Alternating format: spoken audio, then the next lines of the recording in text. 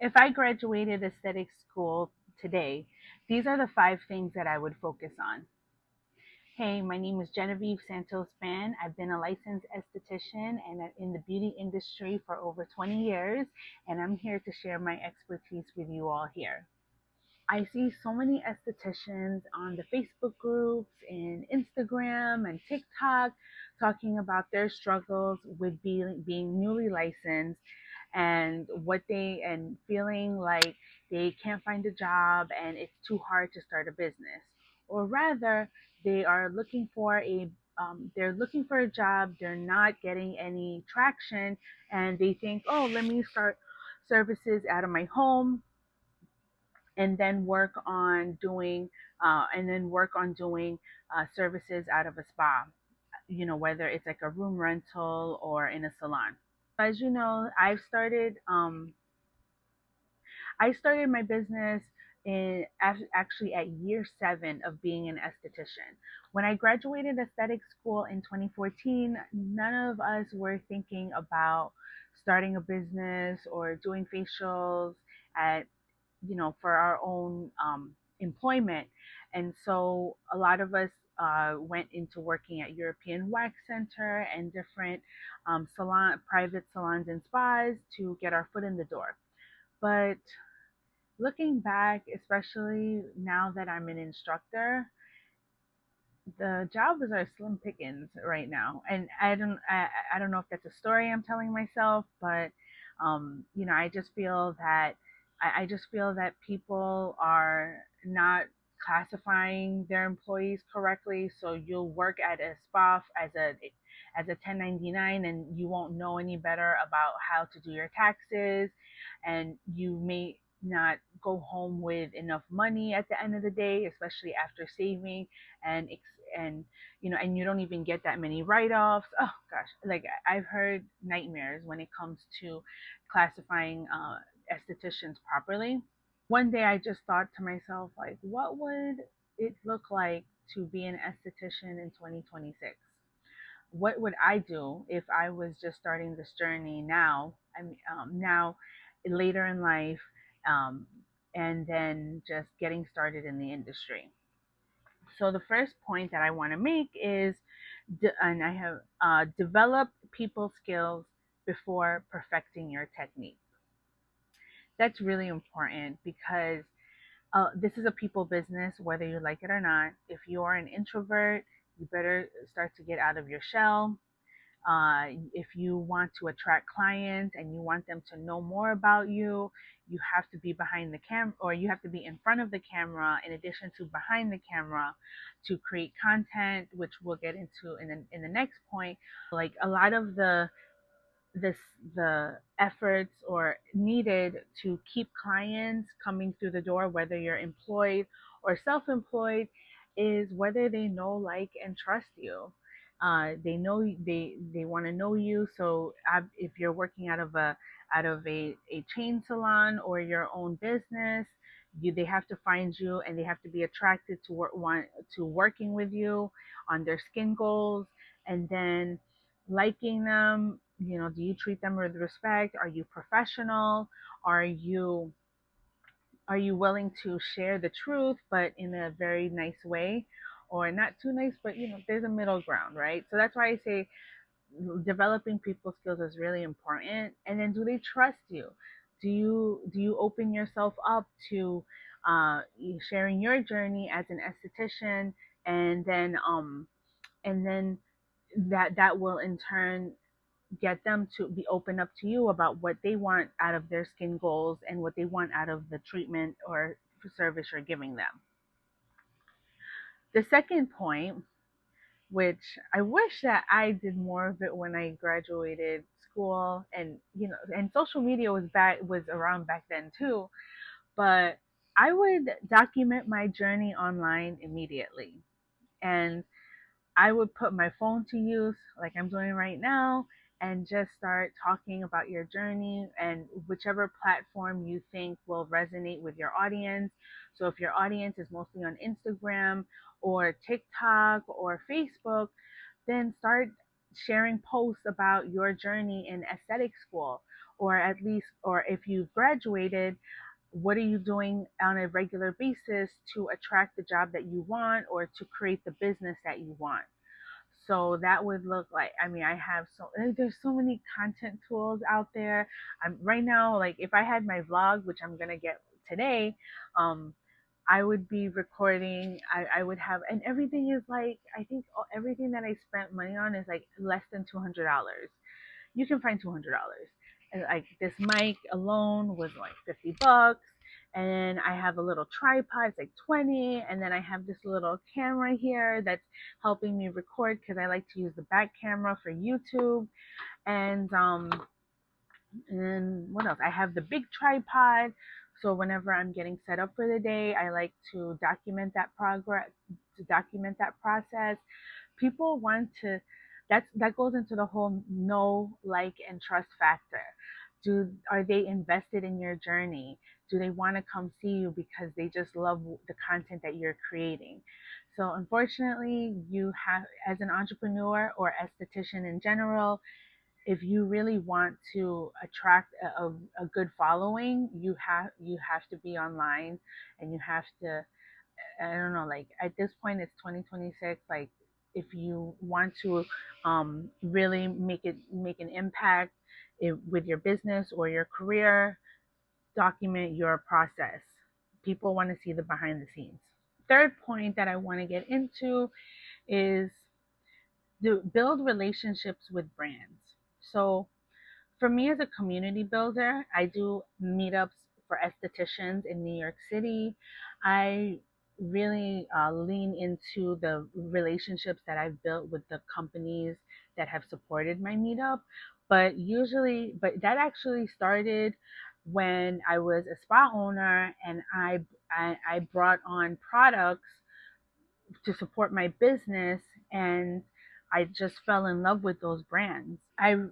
I wanted to make sure that whatever company I worked with, whether it was a vendor, um, a skincare product that I was using, or a business software, or even the salon suite that I rented out of, that I really fell in love with it and found a passion for whatever I used in my business. So, for example, um, like I love Gloss Genius. I use Gloss Genius in my spa for all my booking and credit card processing needs. Gloss Genius was integral in helping me transition from a career esthetician to an entrepreneurial esthetician. And the software was so easy to use. I'd love to get into it more detail out of in another video. I'll put a link to my affiliate code there. But it was just really integral in organizing my clients. I started with the company from scratch. So like it's not like I had to transition any of my clients into it. I was able to keep a really good database of clients in Gloss Genius. I used it to keep track of my product inventory. I used it to keep track of what progress my clients were making, because after every appointment, I would receive a text message from Gloss Genius like, hey, input the notes from this appointment and it'll upload directly to the software. So I was so passionate about the brand that I eventually became a Gloss Genius ambassador, and I was promoting it to my audience. I made a lot of money in affiliate sales, especially when they signed up for subscriptions with the software. And it was just a really great experience working with them. I even honored them at my SD Awards back in March, where they became or they I awarded them the Industry Ally Award because they just are so supportive of the self-employed professional. Skin Script is another example where my friend introduced me to the brand when we were doing a service for service trade. So we were exchanging facials on each other, and she showed me the blueberry enzyme, and I loved it. And when I looked more into the brand, I saw that I didn't have to do any minimum orders in order to carry their product line. I was able to just order whatever products I needed from the brand, and it was just so it was so convenient. Eventually, after carrying the brand in my spa and selling retail to my clients, which was great. They have a great sampling program. I became a partner of theirs as an education ambassador because they sponsored my esthetician meetups as well.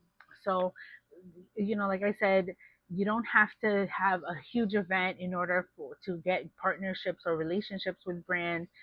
You, as a business owner, are already part of that ecosystem, or you're already starting that ecosystem for yourself of um, working with companies that you believe in, and just really making sure that it's a mutual partnership, or it's a mutually beneficial partnership.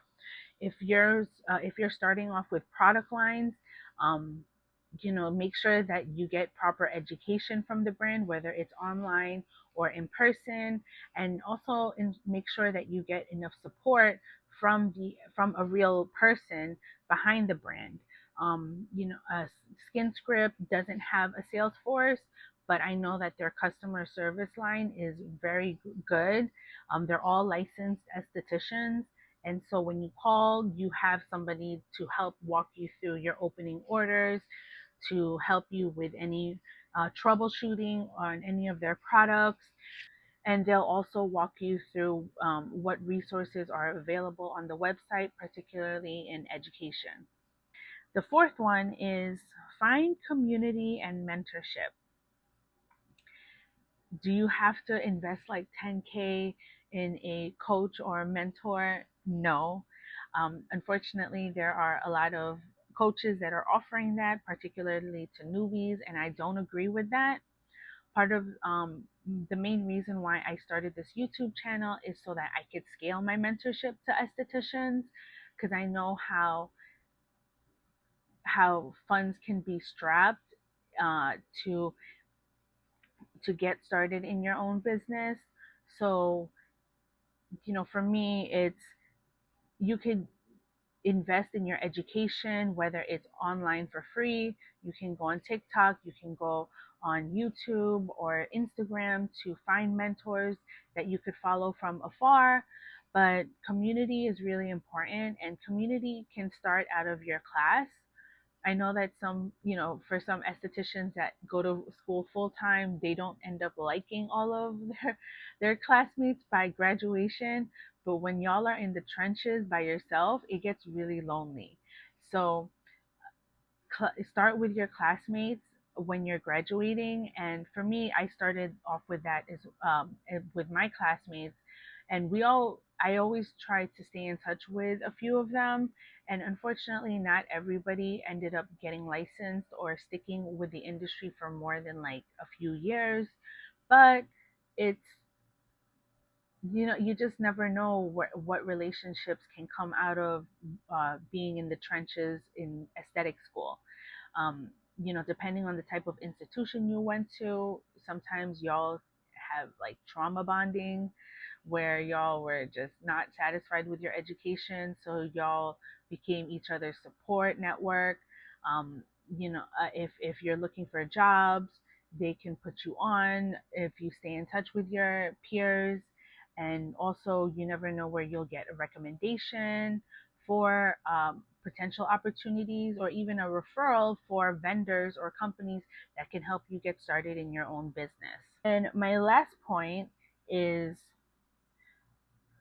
be invested in learning about sales and business. So one of the things that I did last year was I enrolled in two classes through the Queens Economic Development Center. I'm from Queens, New York City, and the Queens Economic Development Center was formed to create resource or to provide resources for entrepreneurs in the New York City area. And so I joined their cohort called Launch Lab. And then this year, that was last year, and then this year I joined Scale Smart, which was the natural next move after completing Launch Lab and being in action in my own business. I got exposed to many entrepreneurs in different fields outside of aesthetics, which was a really great experience. We all got to bond with each other, particularly the women entrepreneurs. It was just really great to network in addition to learning more business concepts. I already have a great technique when it comes to facials, but when it comes to sales, creating funnels, creating ways to promote my business online and in person, I really loved the entrepreneurial courses that I took through the Queens Economic Development Center. So wherever you're at, whether it's in a small town or metropolitan area, I'm pretty sure you can find an entrepreneurship center in your area that is funded by the government, the city, or the state, or even the federal. I know that federally there's the Small Business Administration, and it just opened my eyes up to what's possible. All right, so I have two bonus tips.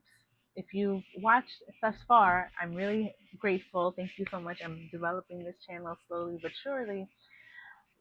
Create multiple income streams. So this is a little bit more advanced, especially for my estheticians that are just starting out. I wouldn't recommend doing that right away, but if you've been in the business for 3, 4, 5 years plus, you got to create multiple income streams. So the primary one I that can be easily done is retail sales. Remember, we went through a nationwide or international pandemic not too long ago, and estheticians were not allowed to offer facial services or waxing services. So the way that people were able to successfully keep their businesses afloat was by providing retail products to their clients. So imagine if you were able to provide retail to your clients that accounted for 50% of your revenue. That's amazing. If you build that up a little bit more, then you could replace your service income. So, and remember the 80/20 rule, 80% of the work that the client does for their skin should be in their home care. 20% is the actual services. So, when you think of that, you know, when you think of it that way, it really helps to maximize the retail aspect, especially if you have a roster of like 10, 20, 50 clients. Also, I'm going to put a link back to my previous video where I talked about the different income streams that I was able to build up as an esthetician, not being in the treatment room. And then, which goes into my last point. If I had to start over as an esthetician today in 2026, I would really think about what's my long game in the treatment room. If I am making money as an employee in the industry or in as an esthetician, I would think about how can I get my finances in order so that most likely I would have financed my education. And so how could I get out of debt faster? How could I prioritize saving money for my own to start my own business and also think about like retirement investments.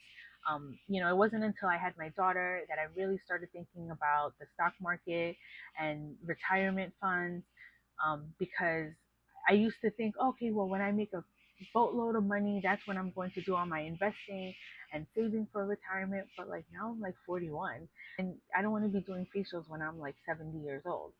So really think about why are you in this business. Yes, you want to do facials, you want to be in the beauty industry, you want to make an impact on your clients, but then also, in the words of Emma Grede, how can you make a difference with people if you're not making profit?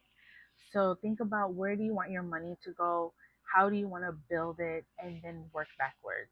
These are all of the things that I would do to get started in as an esthetician in 2026. If you like this content, please like and subscribe. Follow me on all socials. I'm Jen Santos-Bann everywhere: TikTok, Instagram, YouTube, of course. And I will see y'all on the next one.